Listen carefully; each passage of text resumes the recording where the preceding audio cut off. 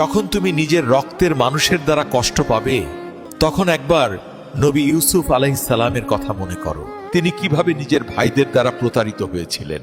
যখন তোমার নিজের বাবা মাই না বুঝেই তোমার বিরুদ্ধাচরণ করে, তখন নবী ইব্রাহিম আলাইহিস সালামের কথা মনে করো। তার বাবা তাকে আগুনে নিক্ষেপ করায় ভূমিকা রেখেছিল। যখন তুমি সমস্যা থেকে পরিত্রাণের জন্য কোনো পথ পাবে না, তখন ইউনুস আলাইহিস সালামের কথা ভাবো।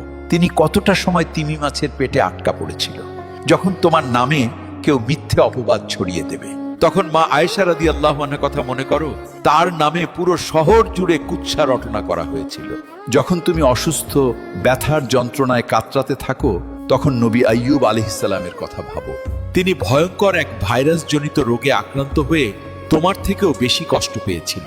যখন তুমি দ্বীনের কোনো বিধান নিয়ে যুক্তি খুঁজে পাও না, তখন নবী নূহ আলাইহিস সালামের কথা ভাবো। তিনি কোনো প্রশ্ন ছাড়াই মরুভূমিতে নৌকা তৈরি করেছিল। যখন তুমি আত্মীয় স্বজন, বন্ধু বান্ধবের কাছে হাসির পাত্রে পরিণত হও, তখন শেষ নবী হযরত মুহাম্মদ সাল্লাল্লাহু আলাইহি ওয়াসাল্লামের কথা ভাবো। রাসূলুল্লাহ সাল্লাল্লাহু আলাইহি বলেছিলেন, সবচেয়ে বড় পরীক্ষা দিয়েই সবথেকে বড় পুরস্কার আসে। যখন আল্লাহ কাউকে ভালোবাসেন, তখন তাকে পরীক্ষা করেন, এবং যে এই পরীক্ষাগুলো মেনে নেয় সে আল্লাহর সন্তুষ্টি অর্জন করে, আর যে অভিযোগ করে সে তার ক্রোধের পাত্র হয়।